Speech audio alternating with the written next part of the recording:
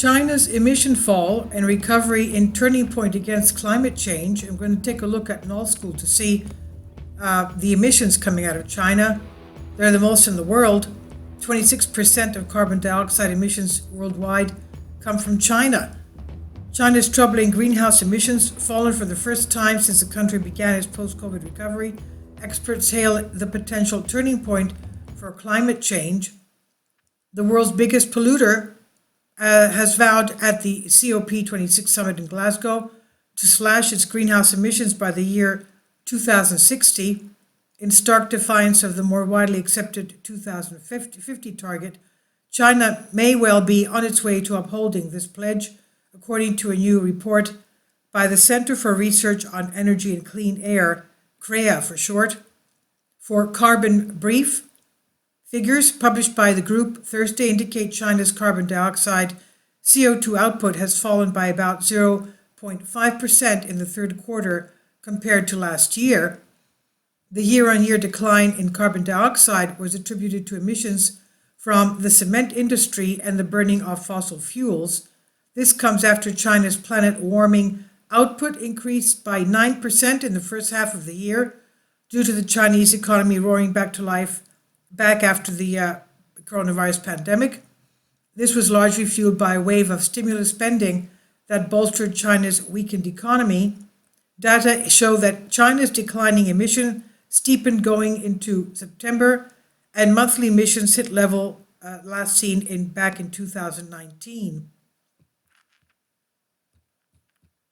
Kindly support my Patreon account. The daily posts are 5 videos daily, and they are totally different from what I have on my YouTube channel. Thank you so much for your support and that you find all my content so interesting. You'll find the Patreon account details in the description box. According to Lori Milli-Vreta, lead analyst, the analysis based on official figures related to domestic product, the import and export of fossil fuels, and also the production of cement. The cement industry is particularly a egregious emitter of CO2, and by some estimates contributes to more than 2.8 billion tons of the greenhouse gas every year. So that means between 4 and 8% of the world's total man-made carbon emissions comes from the production of cement. So that's a lot. I never even knew that. 4 to 8% of worldwide carbon dioxide emissions comes from cement production. In his report, Mr. Milli-Vreta said China's declining emissions could be a positive sign for global fight against climate change, of course, but he warned against being too complacent with the report's findings. He said, looking ahead, the drop in emissions could mark a turning point and an early peak in China's emissions totals, years ahead of its target to peak for 2030.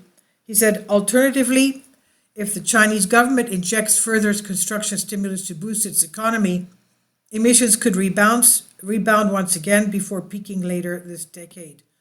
Various reports named China the world's biggest polluter, placing the country ahead of the US and India. Yes, 26% of the world's total pollution. The Union of Concerned Scientists, for example, last year said China accounted for 28% of the global CO2 emissions. Another report published by World Resources estimate China accounts for 26% of the world's greenhouse emissions.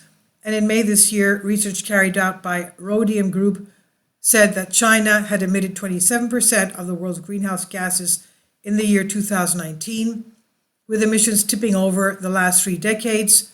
But researchers said that adjusted for population, China was emitting less than the US.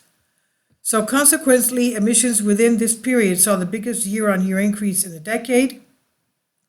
The experts said China's climate targets of peaking CO2 emissions before 2030 and reaching carbon neutrality before 2060 leave space for emissions increasing until late this decade and for a very wide range of possible emissions trajectories over the decades that follow. In July, China's climate envoy Xi Zhenhua said the Central Committee and State Council top-level policy document on CO2 peaking and carbon neutrality would specify a timetable and a roadmap for carbon peaking. So this was on by Sebastian Kentley on Express UK. Let's take a look at Null School to see what the real-time emissions from China are.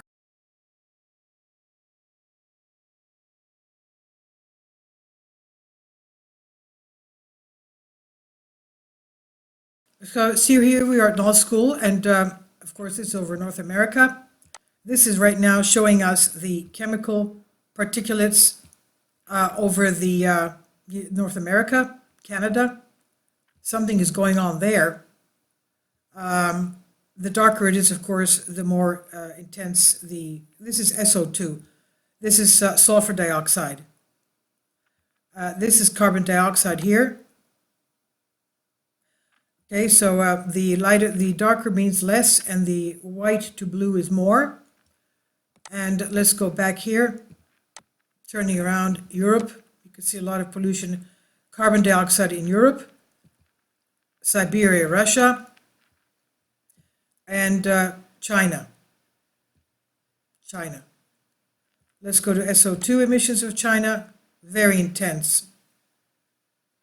Even North Korea and South Korea, very intense. India, of course. The Balkans, right here. And also, of course, the UK around London. That's SO2. Let's go to carbon monoxide.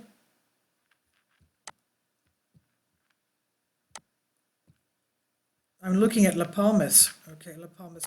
Let's go where the... Okay, CO2. Okay, no, that's where we saw the plumes of smoke coming from La Palmas. It looks like it's heading south. This plume is heading south.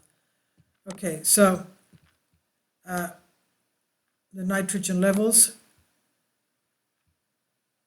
right there. I still don't know what these lines are. If you know what these lines are, please leave me a comment. I don't know what these straight lines are. Is that